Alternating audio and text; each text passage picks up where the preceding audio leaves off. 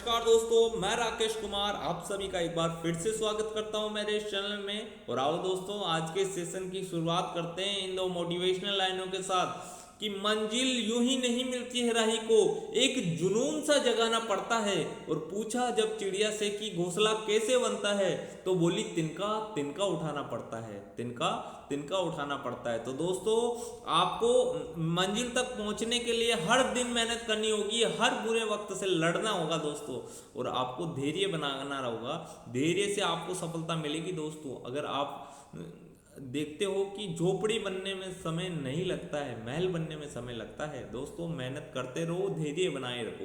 दोस्तों, आज हम इस क्लास में जो संख्या पद्धति पढ़ रहे थे, उसी सीरीज को आगे बढ़ाते हुए आज उनके प्रथम n प्राकृत संख्याओं का योग, वर्गों का योग, घनों का योग, इन सभी के बारे में जानेंगे दोस्तों। तो आज हम पहले एक फॉर्मूला देखते हैं दोस्तों। प्रथम n प्राकृत संख्याओं का योग का फॉर्मूला क्या है दोस्तों? प्रथम n प्राकृत संख्याओं का योग का फॉर्मूला मैं बता दूं आपको कि प्रथम n प्राकृत संख्याओं का योग का फॉर्मूला है दोस्तों n+1, यानी ये होता है योग का फॉर्मूला। ये किसका फॉर्मूला होता है? योग का। ये होता है n और n+1/2। ये प्रथम n प्राकृत संख्याओं के योग का फॉर्मूला होता है दोस्तों।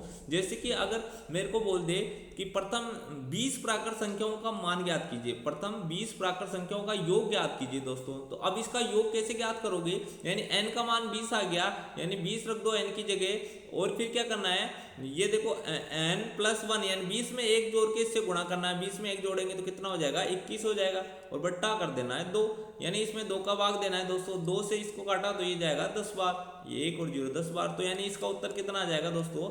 210। यानी प्रथम 20 प्राकृत संख्याओं का योग कितना होगा दोस्तों? ये 210।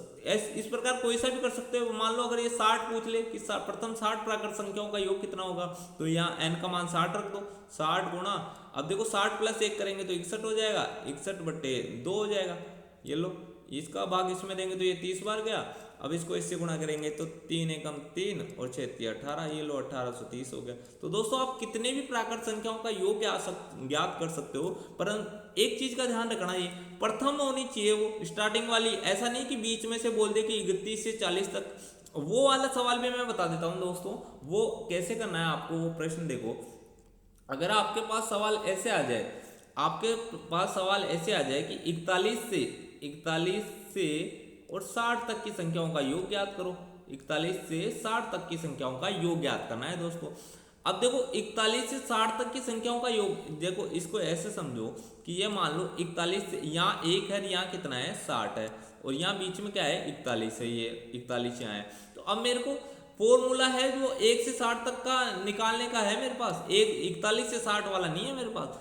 पर इसको कैसे निकाल सकते हैं दोस्तों? 1 से 60 तक की संख्याओं का योग ज्ञात करो, और फिर उसमें से ये 1 से 40 तक की संख्याओं का योग घटा दो, तो बची हुई संख्या ये होगी, 41 से 60 तक की संख्याओं का योग होगा। अब देखो दोस्तों, पहले मैं क्या करता हूँ, 1 से लेकर 60 तक की संख्याओं का योग ज्ञात कर लेता हूँ। 1 से 60 तक की संख्याओं का योग ज्ञात करने के लिए अब n का मान मेरा कितना हो गया? n का मान मेरा 60 हो गया, यानी ये हो जाएगा। इसका योग ज्ञात करने के लिए 60 गुणा 60 + 1 करेंगे तो 61 हो जाएगा, और बट्टे में क्या आएगा? 2 आएगा। अब देखो इसका भाग इसमें देंगे तो कितने बार जाएगा? 30 बार जाएगा, और ये हो गया मेरा 30 और 1। देखो अब इससे इसको मल्टीप्लाई करेंगे, 3 एकम 3 और 6 × 18, ये लो, ये आ गया 1830। ये तो 1 से 60 तक की संख्याएं आ गई दोस्तों। अब मेरे को क्या करना है? 1 से 40 तक की संख्याओं का योग भी ज्ञात करना है। 1 से 40 तक की संख्याओं का योग ज्ञात करना है। अब इसके लिए n का मान कितना हो गया दोस्तों? n का मान 40 हो गया। ये लो, n का मान 40 रखेंगे, ये 40 गुणा 40 + 1 कितना हो जाएगा? 41 हो जाएगा, और बट्टे में क्या हो जाएगा? बट्टे में 2 हो जाएगा। अब देखो इसको इससे काटेंगे तो ये 20 बार चले जाएगा। अब इसको इससे गुणा करेंगे तो ये 2 एकम 2 और 8 दूनी, यानी 820 हो जाएगा दोस्तों। अब क्या करना है? अब इस वाली संख्या में से ये वाली संख्या घटा दूंगा मैं, यानी 1 से 60 तक की जो संख्याओं का योग आया है, उसमें से 1 से 40 तक की संख्याओं का योग घटा दूं तो बची हुई संख्या 41 से 60 तक की हो जाएगी। यानी इसको इसमें से घटाएंगे दोस्तों तो ये 0 हो गया, ये 1 हो गया, 0 हो गया और 1 हो गया, यानी 1010 इसका उत्तर आ जाएगा दोस्तों। इस प्रकार किसी भी संख्या का आप योग ज्ञात कर सकते हो, पर इसका तरीका ध्यान रखना कि जो सूत्र है अपने पास वो प्रथम n प्राकृत संख्याओं का योग का सूत्र है दोस्तों। अब देखो इसके अलावा किस प्रकार का प्रश्न बनता है, आओ इसको आगे की तरफ देखते हैं अपन। देखो अब ये तो मेरा ये तो n प्राकृत संख्याओं का सूत्र है दोस्तों, n प्राकृत संख्याओं के योग का सूत्र है। अब मेरे को पूछ ले कि वर्गों का, n प्राकृत संख्याओं के वर्गों का योग का सूत्र बताओ। जैसे कि मेरा अब तो इसका फॉर्मूला क्या होगा, ये वर्गों का योग, वर्गों का योग दोस्तों। अब वर्गों का योग का सूत्र क्या होगा, वर्गों का योग का सूत्र ये है दोस्तों, इसको याद रखना है अपन को, n प्लस 1 और 2n+1 अपॉन में क्या होगा मेरा 6। ये है दोस्तों, ये n का मान क्या है, n प्राकृत संख्याओं की संख्या है दोस्तों। जैसे ये दे दे मेरे को कि 1 का स्क्वायर प्लस 2 का स्क्वायर, और ये चल रहा है 20 तक, यानी 20 का स्क्वायर, यानी 1 से लेकर 20 तक की संख्याओं के वर्गों का ये वर्ग हो रहे हैं, सब पर स्क्वायर लगा हुआ है, और इनका क्या करना है, इनका योग ज्ञात करना है दोस्तों। तो मैं देखो n का मान कितना हो जाएगा मेरा, n का मान 20 हो जाएगा, ये लो जी। अब देखो n+1 है, यानी 20 + 1 करेंगे तो 21 हो जाएगा, ये लो 21 लिख देंगे, गुणा 20 को 2 से गुणा करेंगे दोस्तों 40 हो जाएगा, और 40 में 1 जोड़ेंगे तो मेरा कितना हो जाएगा, 41 हो जाएगा, ये लो। और बट्टे में क्या हो जाएगा, बट्टे में 6 हो जाएगा। अब देखो दोस्तों, ये मार्कर से लिखने में थोड़ी दिक्कत है, तो ये थोड़ा आपको एडजस्ट करना पड़ेगा। देखो 3 से इसका भाग इसमें दिया तो 2 आ जाएगा, और इसमें देंगे तो 7 बार जाएगा। अब इसको 10 इसमें काटा तो ये 10 बार चले गया।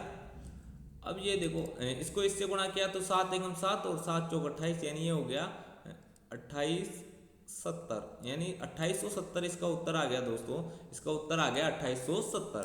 तो दोस्तों ये था प्रथम n प्राकृत संख्याओं के वर्गों का योग, ये फॉर्मूला उसमें लगाना है। और ये क्या है, ये सवाल करवाया मैंने, प्रथम 20 प्राकृत संख्याओं के वर्गों का योग ज्ञात किया है दोस्तों, प्रथम 20 प्राकृत संख्याओं के वर्गों का योग। देखो ये अगर मेरे पास ऐसे हो कि ऐसे आए सवाल मेरे पास कि 1 स्क्वायर प्लस का 2 का स्क्वायर, और ये चल रहा है और ये जा रहा है 10 तक, यानी अंतिम जो संख्या है वो क्या है मेरी 10 का स्क्वायर है। तो n का मान दोस्तों मेरा 10 हो जाएगा, यानी n का मान तो 10 हो जाएगा, और 10 + 1 करेंगे तो 11 हो जाएगा, गुणा 10 गुणा 2 करेंगे तो 20 हो जाएगा, और 1 जोड़ेंगे उसमें तो 21 हो जाएगा।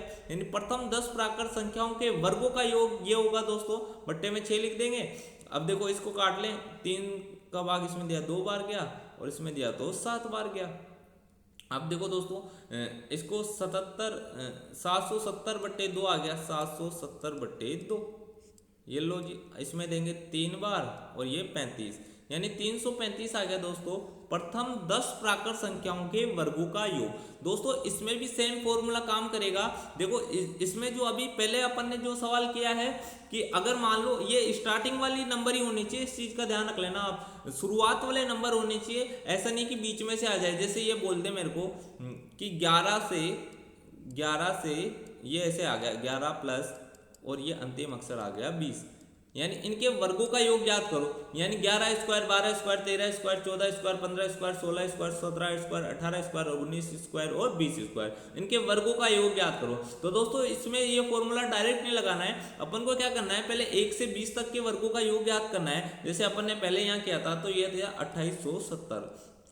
अब इसमें से क्या करना है, 1 से 10 तक को घटाना है, यानी ये 335 को घटाना है, 335 को इसको में घटाना है, यानी इसमें से घटाएंगे तो ये तो 5 हो जाएगा, और 7 में से 3 गया तो 4, ये 5 और 2, यानी ये आ जाएगा दोस्तों 2545। यानी 11 स्क्वायर से लेकर 20 स्क्वायर तक अगर इनका योग ज्ञात करें तो उसका उत्तर दोस्तों ये आएगा। तो दोस्तों इस प्रकार करना है आपको, जो कोई भी सवाल हो, मैं आपको दोस्तों तरीका बता रहा हूँ। यहाँ पर आप सवाल चाहे कितने भी कर लेना, आपके आंसर नहीं आए तो आप मुझे कमेंट बॉक्स में लिखना, अगर कुछ चीज़ समझ में नहीं आए तो वो चीज़ भी आप कमेंट बॉक्स में लिखना, मैं उसको समझाने का प्रयास करूँगा। देखो अब दोस्तों अगर मान लो अपन ने सीधी संख्याओं का योग ज्ञात करना सीख लिया, वर्गों का योग ज्ञात करना सीख लिया, अब अगर मेरे को ऐसे दे दे कि घनों का योग ज्ञात कीजिए, यानी उनके घनों का योग ज्ञात करना है दोस्तों। जैसे प्राकृत संख्याओं के घनों का योग प्रथम, अब दोस्तों ये जो भी बता रहा हूँ ये प्रथम संख्याओं का योग बता रहा हूँ, घनों का योग। घनों का योग का सूत्र क्या होगा दोस्तों, अब देखो जो अपना प्राकृत संख्याओं के योग का सूत्र था उसी पर लगाना है स्क्वायर, यानी n+1 और बट्टे में क्या है मेरा 2, और इस पर क्या लगा दो, पूरे पर क्या लगा दो दोस्तों, स्क्वायर लगा दो। इस पर पूरे पर स्क्वायर लगा दोगे तो आपके घनों का योग आ जाएगा। देखो जैसे ये सवाल आ गया एग्जाम्पल के लिए मेरे पास ये सवाल आ गया कि 1 का घन प्लस 2 का घन, ये आ गया 2 का घन प्लस 3 का घन। दोस्तों लिखने में थोड़ी दिक्कत होगी, इसके लिए माफ़ी चाहूँगा। और ये ऐसा आकर ये आ गया 10 तक की संख्याओं का घन। अब देखो n का मान, दोस्तों जितनी संख्या है n का मान जितनी संख्या है, अब इसमें धन संख्या है तो n का मान इसमें रख दो। देखो मैं इसमें पहले स्क्वायर को तो मैं बाहर ले लेता हूँ। n का मान मैंने 10 लिख लिया, 10 प्लस 1 क्या होगा मेरा 11 हो जाएगा, और बट्टे में क्या होगा मेरा 2 हो जाएगा। ये लो जी, और ये ऊपर क्या है मेरा स्क्वायर है। अब देखो इसका भाग इसमें देंगे तो कितनी बार जाएगा दोस्तों, 5 बार चलेगा। यानी ये इसका भाग दिया तो इसमें 5 बार चले गया। अब 11 को 5 से गुणा किया और उसका वर्ग करना है दोस्तों। 11 को 5 से गुणा किया तो 55 हो गया, और उसका करना है फिर वर्ग। अब दोस्तों ये वर्ग करना, जब इकाई का अंक 5 हो तो उसका वर्ग कैसे होगा, ये आपको मैंने सिखा रखा है कि देखो इसका इकाई वाले अंक का स्क्वायर करेंगे तो 5 का स्क्वायर तो 25 हो जाएगा। अब देखो 5 को आगे का अंक आता है 6, 5 को 6 से गुणा करेंगे तो 30 हो जाएगा। यानी ये आ जाएगा 3025। ये उसका उत्तर होगा प्रथम 10 प्राकृत संख्याओं के घनों का योग है दोस्तों। ये फॉर्मूले आप याद रखना, इनसे आपके सवाल आसानी से हो जाएंगे दोस्तों। अब देखो दोस्तों, अगर इसमें ये तो मेरे देखो, अब इसमें अगर बीच में से कोई सवाल आए, जैसे मैंने पहले वाला सवाल बताया था उसी प्रकार से होंगे ये सारे सवाल कि बीच में से अगर कोई नंबर आ जाए, जैसे कि अगर मेरे को आ जाए कि 51 क्यूब से, इतना बड़ा नंबर आएगा नहीं दोस्तों वैसे। जैसे मान लो मेरे को 21 से बोल दे, 21 क्यूब से 30 क्यूब तक ज्ञात करो, तो मेरे को क्या करना है, पहले 1 से 30 तक की संख्याओं के घनों का योग ज्ञात करना है, और फिर 1 से 20 तक की संख्याओं का योग घटा देना है। दोस्तों 20 तक का घटाना है, 21वां नहीं घटाना है, क्योंकि 21 से तो ज्ञात ही करना है, ठीक है, सॉरी। तो ये घनों का योग का सूत्र आ गया दोस्तों। अब आता है एक विषम संख्या और सम संख्या। अब पहले हम इस चीज को समझ लेते हैं, सम संख्या क्या होती है और विषम संख्या। देखो सम संख्या होती है, एक तो होती है सम संख्या, एक होती है सम संख्या, और एक होती है विषम संख्या। देखो आसान तरीके से समझेंगे दोस्तों। देखो सम संख्या तो होती है जिसमें 2 का पूरा पूरा भाग जाए वो तो क्या होगी, 2 का भाग जाए वो तो क्या होगी, सम होगी। और जो सम नहीं है वो विषम है, जो बची हुई मतलब जिसमें 2 का भाग नहीं जा रहा होगा। यानी दोस्तों जो सम है उसके अलावा जो बच गई वो विषम है, इतना याद रख लो। जो सम है, और सम कौन सी है, जिसमें 2 का भाग जा रहा है वो सम है, और जिसमें दो का भाग पूरा पूरा जा रहा है वो सम है, और जिसमें भाग नहीं जा रहा पूरा पूरा वो विषम है। तो दोस्तों अब देखो जैसे 1 है, एक विषम संख्या है, 3 हो गई, 5 हो गई, ये सब क्या है, एक के बाद एक विषम आएगी और एक के बाद एक सम आएगी। जैसे सम आ गई, 2 आ गई, 4 आ गई, 6 आ गई, ये ऐसे चलता है, ये वाला क्रम भी ऐसे चलता है। अब दोस्तों ये सम और विषम संख्या तो हमने जान ली, पर ये ऐसे पूछ ले कि प्रथम n सम संख्याओं के का योग ज्ञात कीजिए। प्रथम n प्राकृत संख्याओं का योग ज्ञात कीजिए। दोस्तों प्राकृत संख्याओं का सम संख्याएं होनी चाहिए। कैसी होनी चाहिए, सम संख्याएं। तो देखो अब सम संख्याओं का योग का सूत्र है अपना n। देखो इसमें लिख लेते हैं अपन सम संख्याओं के योग का सूत्र। तो प्रथम सम संख्याओं के योग का सूत्र है सम, और ये प्राकृत संख्याएं होनी चाहिए दोस्तों। ऐसा नहीं कि आप 3/2 4/2 ये संख्याएं ले रहे हो, ये मैंने कहा प्राकृत संख्याओं का। प्रथम n प्राकृत सम संख्याओं का योग है, सम संख्या का योग। अब देखो प्रथम n प्राकृत सम संख्याओं का योग क्या होगा, सीधा दोस्तों जो मैंने फॉर्मूला बताया था स्टार्टिंग में, ये होगा n और n+1।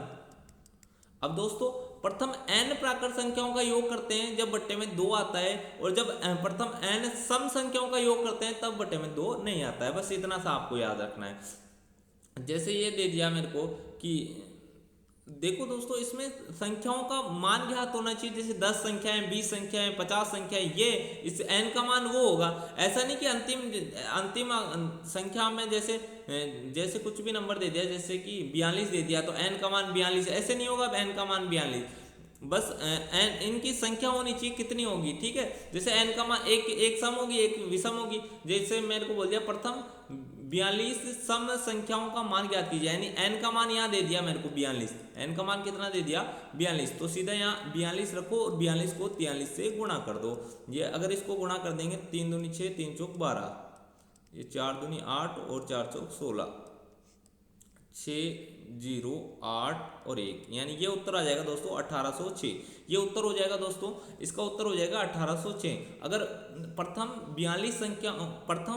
42 सम संख्याओं का योग ज्ञात करें तब दोस्तों ये होगा। अगर ये मेरे को ऐसे पूछ ले, अभी तो मैंने सम का देखा है, अब अगर ये मेरे को विषम संख्याएं पूछ ले तो दोस्तों विषम में तो कोई दिक्कत ही नहीं है, घबराने की जरूरत नहीं है कि विषम में तो सीधा स्क्वायर करना है, जितनी भी विषम संख्याएं दे उसका वर्ग कर दोगे वही उनका योग हुआ। जैसे अगर ये मेरे को बोल दे कि प्रथम 25 विषम संख्याओं का योग ज्ञात करो, और प्रथम 25 विषम संख्याओं ज्ञात करने के लिए इसका वर्ग करना है सीधा, यानी 25 का वर्ग करेंगे तो कितना हो जाएगा मेरा 625, यानी ये उत्तर हो जाएगा मेरा 625। तो दोस्तों इस प्रकार आप कोई सा भी सवाल कर सकते हो। जैसे मान लो ये बोल दे मेरे को प्रथम 24 विषम संख्याओं का योग याद करो, पर दोस्तों इस चीज का ध्यान रखना ये प्रथम 24 संख्याओं का योग है ये। जैसे ये 24 का वर्ग करेंगे तो कितना हो जाएगा 576, यानी प्रथम 24 विषम संख्याओं का योग 576 होगा। जैसे कि ये मेरे को 3 बोल दे, प्रथम 3 विषम संख्याओं का योग, तो 3 का स्क्वायर कितना होता है 9 होता है। और इसको अपन देखें, जैसे पहली संख्या 1 हो गई, फिर 3 हो गई और फिर हो गई 5, और इन तीनों का योग करके देखते हैं अपन, तो ये आ गया देखो 5 और 3 8 और 1 9। तो इस प्रकार सीधा अपन देख ले, पर बड़ी संख्या आएगी तो उनको वहां जोड़ना मुश्किल होगा, तो इसलिए अपन डायरेक्ट फॉर्मूले में मान रखेंगे और अपना उत्तर आ जाएगा। देखो दोस्तों अब और इसमें और प्रश्न बनते हैं कि गुणनखंड करने वाले, वर्ग करने वाले, स्क्वायर करने वाले, तो वो वाले प्रश्नों को भी अपन देखेंगे कि किस प्रकार किसी संख्या का वर्ग किया जाता है, किस प्रकार किसी संख्या का वर्गमूल किया जाता है। उससे पहले दोस्तों कुछ भाज्यता के नियम बता दूं मैं आपको। देखो भाज्यता के नियम देख लेते हैं, और अब जो आगे वाली क्लास आएगी दोस्तों मैं आपसे अनुरोध करता हूँ, इसके बाद जो क्लास आएगी वो है ना बहुत इंपॉर्टेंट है, क्योंकि उसमें मैं प्रश्न हल करवाने वाला हूँ। आपको ये वाली क्लास देखकर प्रश्न हल करनी ही है, अगर कोई दिक्कत आती है तो कमेंट बॉक्स में आकर लिखना है। देखो भाज्यता के नियम देखते हैं अपन, भाज्यता के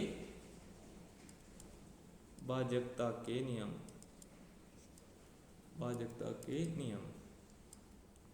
देखो भाज्यता के नियम क्या है दोस्तों, पहले देख लेते हैं कि कौन सी संख्या का भाग जाएगा उसमें। जैसे पहले अपन 1 का भाग तो सब में ही जाएगा दोस्तों, 1 का भाग तो सब में ही जाता है ये पता है, तो 2 से किसी संख्या को भाग जाएगा या नहीं जाएगा ये कैसे पता पड़ेगा।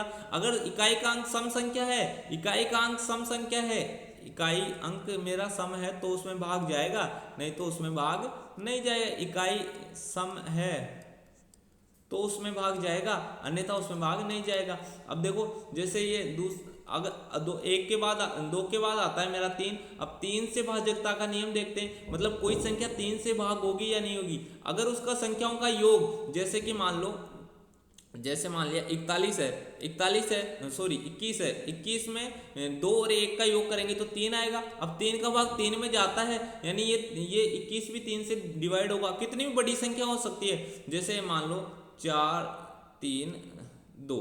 अब ये वाली संख्या है, अब ये बोले कि इसमें 3 से डिवाइड होगा या नहीं होगा, तो अपन डायरेक्ट योग करेंगे। देखा 4 और 3 7, 7 और 2 9। अब 9 में 3 का भाग जाता है, यानी ये 3 से डिवाइड होगी। 3 से करके देख लो, देखो एक बार गया 1 और 13 हो गया, 3 चौक 12 हो गया, और फिर 1 बचा तो 4, 144 बार जाएगा। तो दोस्तों इस प्रकार अपन डायरेक्ट निकाल सकते हैं। भाज्यता के नियम आपको याद रखने हैं।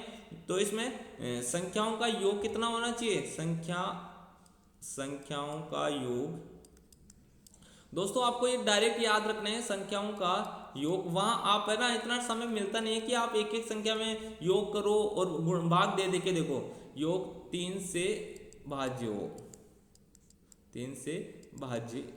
अब देखो दोस्तों भाज्य हो, अब आता है मेरा 4। अब दोस्तों कई इसमें 4 वाले में भी नियम लगाते हैं। जैसे मान लो 4 से कोई संख्या भाग हो रही है, ये नहीं हो रही है, इसका पता करने के लिए मैं क्या करते हैं दोस्तों, जो इकाई के 2 अंक होते हैं, इकाई और दहाई जो 2 अंक होते हैं उनमें भाग दे के देख लें। अगर उन दोनों में भाग जा रहा है तो उसमें भाग जाएगा, अन्यथा उसमें भाग नहीं जाएगा। देखो जैसे ये 402 है, अब कई होते हैं सीधा ही दो का ही दे के देख लेते हैं कि अगर दो का भाग जा रहा है तो चार का भाग भी जाएगा। पर देखो जैसे ये 402 है, अब इसमें चार का भाग नहीं जा रहा, देखो चार का भाग नहीं जा रहा है, इसमें दो का भाग तो जा रहा है, दो का भाग इसमें जा रहा है, ये जा रहा है 201 बार जा रहा है, पर चार का भाग नहीं जा रहा। तो अपन को क्या करना है दोस्तों, ये दो अंतिम दो संख्याएं होगी उसमें चार का भाग दे के देखना है, अगर चार का भाग जा रहा है तो उस संख्या में चार का भाग जाएगा, अन्यथा चार का भाग नहीं जाएगा। तो ये आपको याद रखना है। इकाई और दाई, इकाई और धाई, इकाई दाई में, इकाई और धाई पे जो संख्या लिखी है उनमें किसका भाग जाए, इकाई धाई में अलग अलग नहीं देना। देखे जैसे दोस्तों अगर ये 44 आ गया, अब ऐसे नहीं देना कि चार में लग दे, चार में लग दे, इस दोनों संख्याओं को मिलाकर यानी 44 में भाग देंगे तो कितनी बार जाएगा, ये देखना है आपको कि भाग जा रहा है या नहीं जा रहा। में 4 से भाज्य, वो क्या हो, 4 से भाज्य होनी चाहिए बस।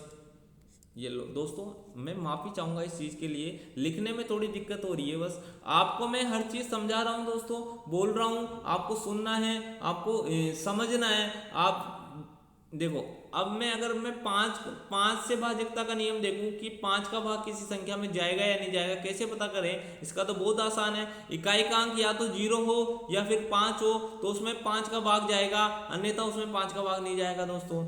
अब देखो पाँचवा हो गया दोस्तों, 6 नंबर का भाग किस संख्या में जाएगा या नहीं जाएगा। दोस्तों अगर किसी संख्या में 2 और 3 का भाग जा रहा है ना, तो ये ध्यान रख लेना, आप तो पहले 2 और 3 का नियम चेक कर लेना, 6 से आपको चेक करने की जरूरत ही नहीं है। अगर वो संख्या 2 से डिवाइड हो रही है और अगर वही संख्या 3 से डिवाइड हो रही है तो उसमें वो 6 से डिवाइड होगी, अन्यथा 6 से डिवाइड नहीं होगी। दोस्तों वो संख्या दोनों से डिवाइड होनी चाहिए तभी वो 6 से डिवाइड होगी, अन्यथा 6 से डिवाइड नहीं होगी। 2 और 3 से होगी, वो होगी 6 से डिवाइड, अन्यथा नहीं होगी। अब देखो 7 का तो आपको चेक ही करना है दोस्तों, 7 का कोई नियम नहीं है, 7 का लंबा नियम है दोस्तों, अगर आप उस लंबे नियम में घुसोगे उससे बढ़िया है सीधा भाग देख लेंगे अपन।